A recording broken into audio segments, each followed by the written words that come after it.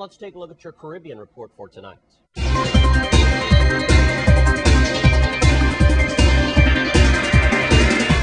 Former Haitian President Jean-Bertrand Aristide returned to Port-au-Prince on Friday, ending 7 years of exile in South Africa. He was accompanied by his wife Mildred and 2 daughters, and was greeted by cheers and supports at the airport. In his first address, Aristide hoped that this day would mark not only the end of his exile, but also the coup on social exclusion. Mr. Aristide's return came 2 days before the presidential runoff, which was being contested by former First Lady Marlene Manicot and popular singer Sweet Mikey Martelly.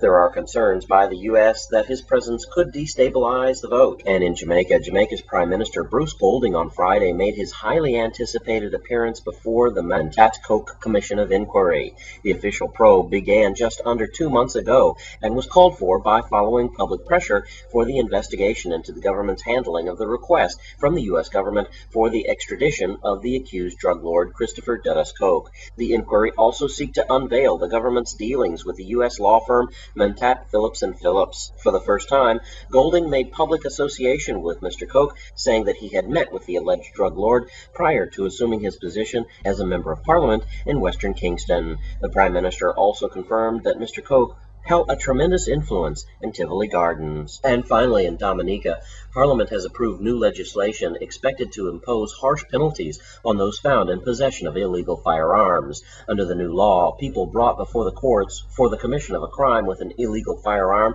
could face up to 20 years in jail and fines as high as 15,000 EC. The government has warned that those found guilty under the new Law Act could face a full force of the law.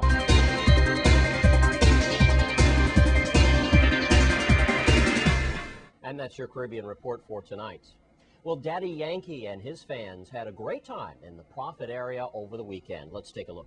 Let me thank Daddy Yankee, a great model, a great role model for our young people who are out here tonight. And you see, they're all there. They came specially to see him.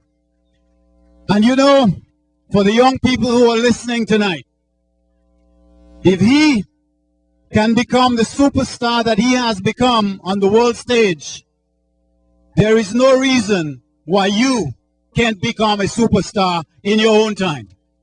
So he's a model and he is the star today, but tomorrow you can be the stars if you do what it is he's done. Work hard and have an ambition and develop your talent. So thank you, Daddy Yankee, for being a great example for our young people. And I'm pleased to be here tonight on behalf of the governor and the people of the Virgin Islands to welcome the visitors to St. Croix to participate in this tournament. But again, like was said before, we have to show our professionalism, because the young sports players and the young children tonight, they'll be looking at us. Although I'm not playing, Eddie did not invite me. But I know we want to play the game, but it's always a pleasure for us as a government, as a body, to support the sports event. And I also want to recognize Eddie Ortiz. He's a very hard-working individual. He not only look out for the Hispanic community, he look out for the whole St. Croix community. Let's give him a round of applause. Bueno, muchísimas gracias por la invitación a todos mis latinos aquí. Le habla Daddy Yankee, gracias por la invitación. Saben que es un honor representarlos a todos ustedes. And to all my Christian brothers, you know how to treat your neighbors, you know? I just want to, on behalf of my team and myself, I just want to say thank you, you know, and enjoy the game. Thanks for the hospitality. One love.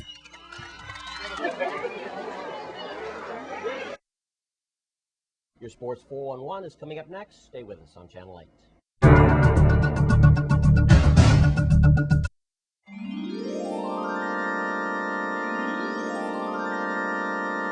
In your Sports 411 tonight, we take a look at the Tortola Relays and how St. Croix Education Complex did over the weekend. Here's Coach Foy to tell us more.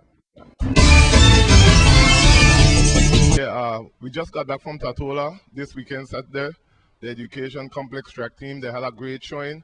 I'd like to thank everyone who gave a donation when I was by the side of the road begging for funds.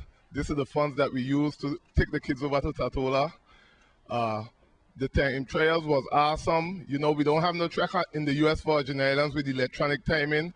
I have to thank Dak Samuel and the gang over in the BVI for allowing us to come over, keeping races so that we could take our young athletes over there to get official timing so we could send them to college so that they could know where they stand for Carifta. Our next preparation is for Penn Relay. That's April, the last weekend in April. I hope that the funding is there. I hope that they could support us. We have some outstanding young athletes coming up that need a chance, need the opportunity, and need the funding. Thanks to everyone who afforded us the opportunity to go into the BVI again.